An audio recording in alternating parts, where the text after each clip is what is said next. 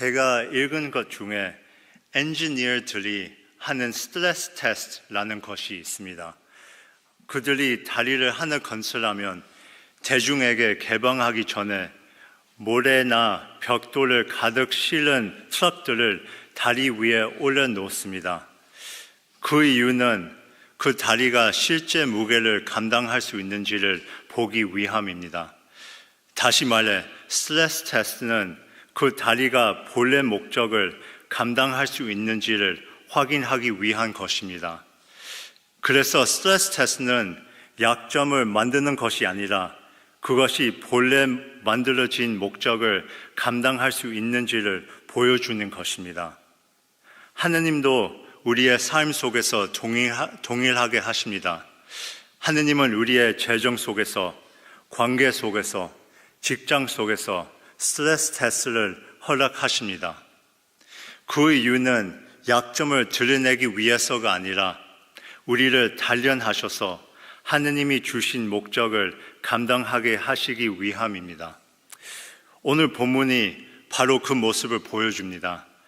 요셉은 그의 은잔을 베냐민의 자루에 넣고 그가 도둑질했다고 고발합니다. 그리고 이제 요셉은 베냐민만 노예로 남고 나머지는 자유롭게 가도 좋다고 요구합니다. 형제들에게 이것은 재앙처럼 보입니다. 그러나 하느님께는 이것이 완벽히 설계된 스트레스 테스트입니다.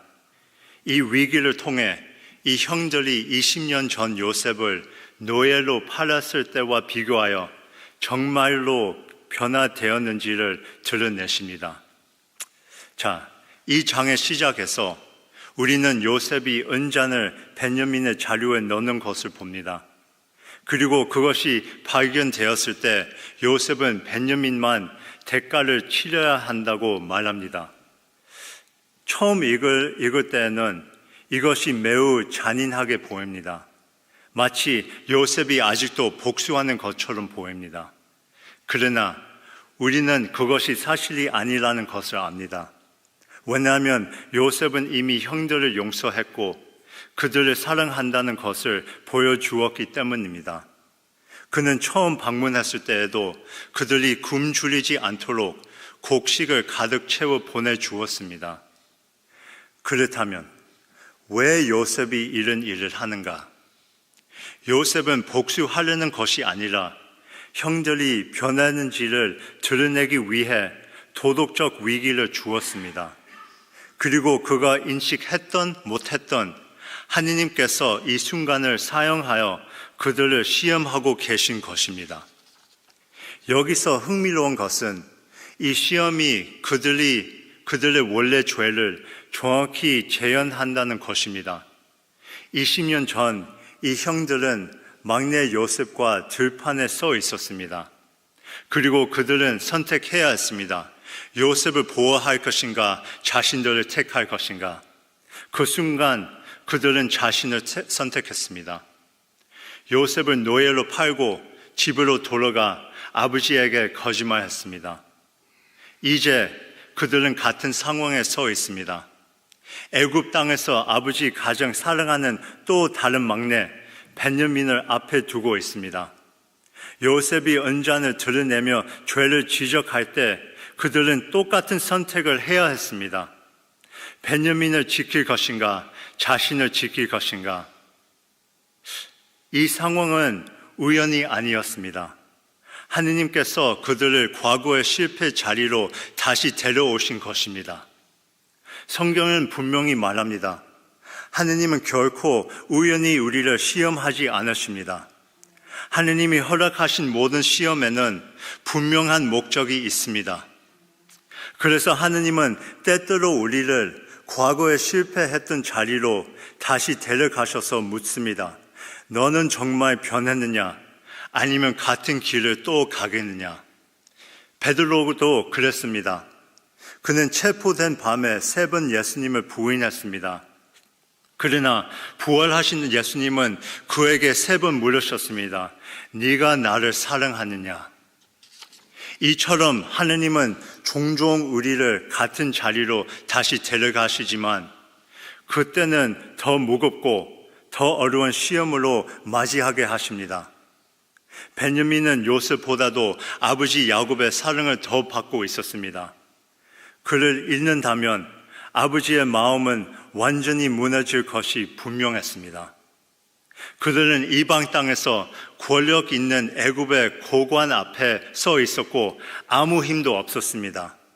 모든 상황을 고려할 때 자신을 지키는 것이 훨씬 더 쉽고 안전하고 합리적인 선택이었습니다. 그러나 바로 이런 방식으로 하느님은 일하십니다. 하느님께서 시험을 더 어렵게 하신 이유는 진짜 성장은 압박 속에서 드러나기 때문입니다. 만약 두 번째 시험이 더 쉬웠다면 새로운 것을 보여주지 못했을 것입니다. 그러나 상황이 더 무겁고 대가가 더 크고 그럼에도 불구하고 이전과는 다른 선택을 할 때 그것이 진정한 변화의 증거가 됩니다. 바로 이것이 여기서 일어나고 있는 일입니다. 요셉은 형제들의 과거의 실패를 다시 재현했지만 더 큰 대가가 요구되는 상황으로 만들었습니다. 그리고 그 압박 속에서 하느님은 그들의 회개가 진짜인지 드러내고 계십니다. 형제들의 이야기를 보면 진짜 변화는 더 무거운 시험 속에서 드러났습니다. 그런데 우리의 삶을 돌아보면 이 부분에서 흔히 오해를 합니다. 우리는 하느님과 오래 동행하면 순종이 쉬워질 것이라고 기대합니다. 그러나 실제로는 여전히 어렵습니다. 아니, 때로는 더 어려워집니다. 하느님은 우리를 더 깊은 순종의 자리로 부르시기 때문에 더 큰 희생, 더 큰 대가가 요구됩니다. 그러나 달라진 것이 있습니다. 상황은 더 무겁지만 우리 안에 변화가 일어났다는 것입니다. 하느님은 우리 안에 일관성을 세우시고 사랑을 깊게 하시며 의지를 강하게 하십니다. 그래서 더 큰 대가가 요구되는 순간에도 여전히 하느님께 순종할 수 있게 하십니다. 그것이 진짜 성장의 증거입니다. 따라서 하느님은 완벽한 시험을 설계하십니다. 같은 실패, 더 높은 대가, 두 번째 기회. 형제들은 이번에는 베냐민을 지키고자 합니다. 그러나 옳은 일을 하고 싶은 마음과 실제로 그것을 해낼 수 있는 능력은 다릅니다. 왜냐하면 이제 이 시험은 더 깊은 진실을 드러내기 때문입니다. 바로 갚아야 할 빚이 있는데 그들은 갚을 수 없다는 것입니다. 17절에서 요셉은 이렇게 말합니다. 잔이 발견된 자만이 내 종이 될 것이다. 이것은 애굽의 법이었습니다. 도둑질의 대가는 노예이거나 죽음이었습니다. 이 시험은 위기를 드러냈습니다. 베냐민을 구할 수 있는 방법이 없다는 것입니다.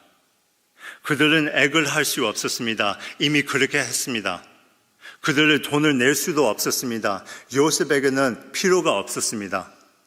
그들은 그의 무죄를 주장할 수도 없었습니다. 잔이 그의 자루에서 발견되었기 때문입니다. 베냐민은 벌을 받아야 했고 형제들에게는 그것을 바로잡을 방법이 없었습니다. 그러나 이것은 우연이 아니었습니다. 하느님께서 처음부터 계획하신 일이었습니다. 그들은 집 밟기 위해서가 아니라 그들이 더 이상 핑계도 속임수도 도피처도 없는 절망의 자리로 데려가기 위함이었습니다. 형제들의 변화는 분명히 드러났지만 그럼에도 불구하고 하느님은 그들의 변화보다 더 깊은 진리를 보여주고 계십니다. 처음부터 끝까지 구원하실 수 있는 분은 오직 하느님 뿐이십니다. 하느님은 형제들에게 보여주고 계셨습니다. 그들이 행위로 혹은 변화로 구원받는 것이 아니라 오직 하느님만이 그들을 구원하십니다. 그러나 눈앞의 장면은 다릅니다. 침묵만이 흘리고 더는 할 말이 없습니다.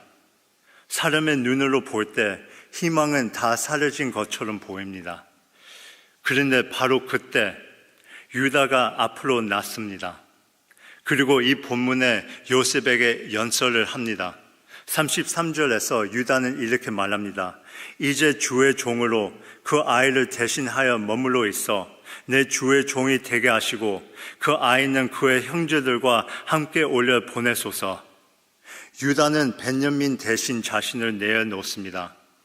자유인이며 형제들의 리더였던 유다가 스스로 종이 되겠다고 자원합니다. 이것이 강력한 이유는 유다가 20년 전 요셉을 팔자고 제안했던 바로 그 사람이 있기 때문입니다. 그는 그때 가족보다 이익을 택했습니다. 그는 요셉을 팔아버렸고 그 결과를 만들었습니다. 그러나 이제는 달라졌습니다. 유다는 자신이 한때 요셉을 팔아 노예로 만들었던 것처럼 이번에는 자신이 노예가 되려 합니다. 여기서 질문이 하나 있습니다. 이처럼 엄청난 자기 희생을 감수할 수 있게 만든 힘은 어디에서 온 것일까요? 그 답은 그의 아버지 때문입니다. 정확히 말하면 아버지에 대한 그의 깊은 사랑 때문입니다. 30절에서 유다는 이렇게 말합니다.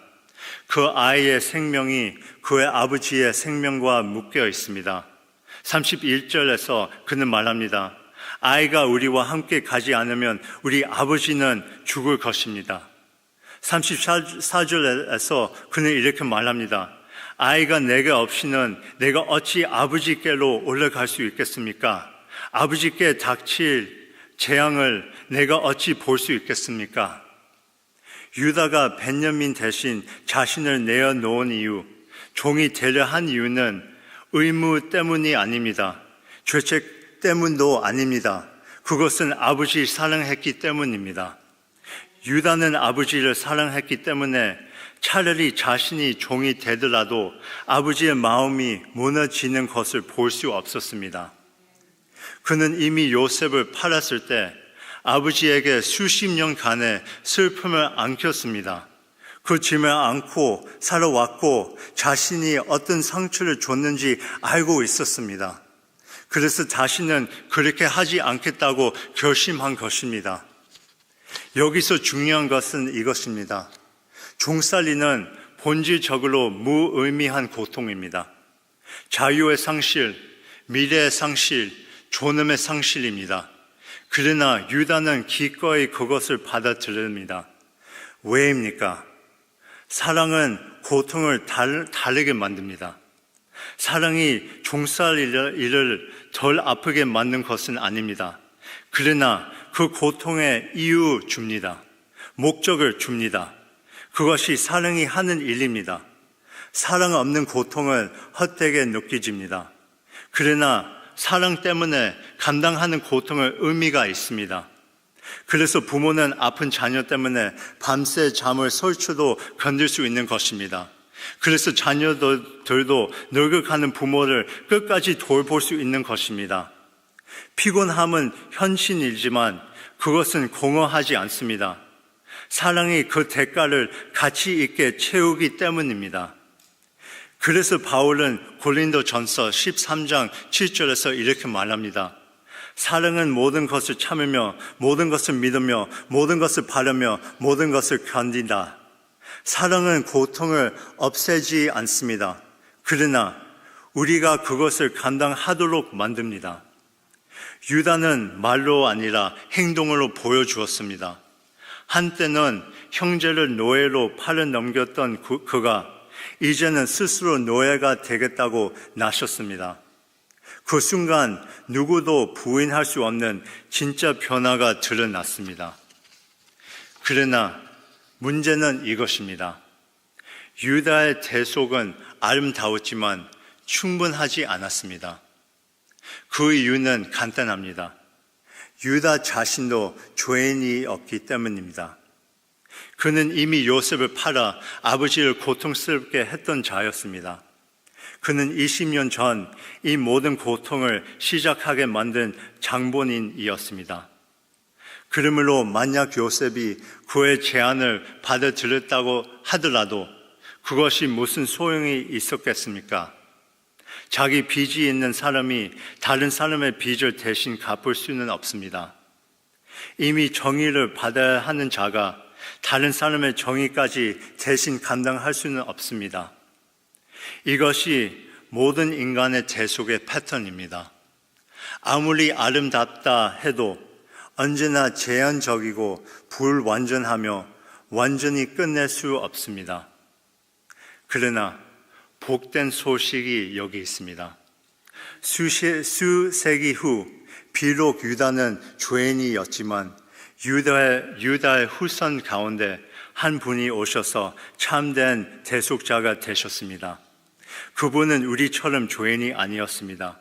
우리처럼 빚진 자가 아니라 의로움이 풍성하신 분이셨습니다. 그분은 바로 예수 그리스도이십니다. 그리고 예수님은 유다가 할 수 없었던 일을 하셨습니다. 십자가에서 그는 자기 죄가 아님에도 형벌을 받으셨습니다. 그리하여 우리의 것이 아니었던 자유를 우리에게 주셨습니다. 유다는 이 아이 대신 나를 데려가라고 했습니다. 그러나 예수님은 그들 모두 대신 나를 데려가라고 하셨습니다. 유다는 한 형제를 위해 종이 되려 했지만 예수님은 많은 사람을 위해 생명을 주셨습니다. 바로 그러기 때문에 우리는 다른 사람들 위해 희생적으로 자신을 내어줄 수 있는 것입니다. 이것이 우리가 담대하게 복음을 선포할 수 있는 이유입니다. 이것이 세상 눈에는 어리석어 보여도 우리가 할 수 있는 이유입니다. 시간을 내려놓고 열정을 내려놓고 돈을 내려놓고 심지어 명예까지도 그리스도를 위해 기꺼이 희생하는 것입니다. 그것은 억지로 하는 것이 아닙니다. 죄책감 때문에 하는 것도 아닙니다. 우리가 희생할 수 있는 이유는 하느님의 변함없는 사랑을 우리가 알기 때문입니다. 그 사랑이 우리 마음 깊이 뿌리 내릴 때 우리의 존재가 근본적으로 변화됩니다. 우리가 원래는 결코 건드지 못했을 것을 견디게 하고 우리가 원래는 결코 갈 수 없다고 생각했던 자리까지 나아가게 합니다.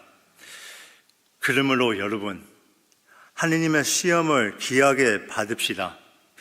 하느님께서 여러분을 같은 실패의 자리로 다시 데려가실 때 그리스도의 십자가를 기억하십시오.